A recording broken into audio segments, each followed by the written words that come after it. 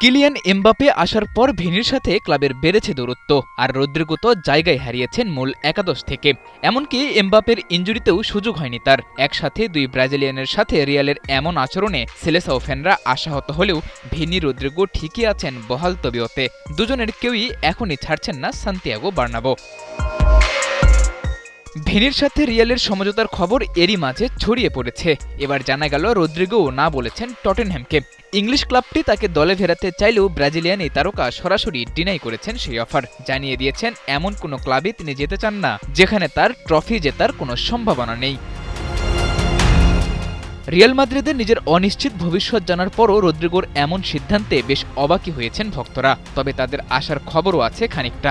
Brazilian এই তারকার দিকে তাকিয়ে আছে লিভারপুল। টটেনহ্যামকে না বলাই সম্ভাবনা যাচ্ছে অলরেডরা যদি ভালো কোনো অফার পাঠায় তবে তা গ্রহণ করতে পারে রদ্রিগো।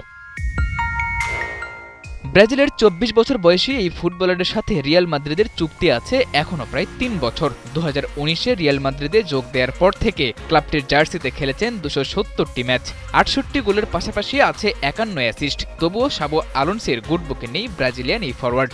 তাই তো রিয়াল তাকে বিক্রি করতে চায়, তবে দাম কমাতে নারাজ। যোগ্য মূল্য পেলেই কেবল রিয়ালের ছাড়পত্র পেতে পারেন তরুণী ফুটবলার। একদিকে ক্লাবের আর্থিক ডিমান্ড, অন্যদিকে নিজের পছন্দের মতো ক্লাব, সব সমীকরণ এক বিন্দুতে মেলানো বেশ কঠিন। তবে নামটা রদ্রিগো আর বয়স মাত্র ২৪ হওয়ায় বিশ্বের যে কোনো ক্লাবই পেতে চাইবে তাকে। আর কেউ না চাইলেও তিনি থেকে যেতে চান রিয়াল মাদ্রিদে। নিজের যোগ্যতার সাথে কম্প্রোমাইজ করতে মোটেও রাজি নন ব্রাজিলিয়ান এই সুপারস্টার। সাদাতুর রাফি, ৭১।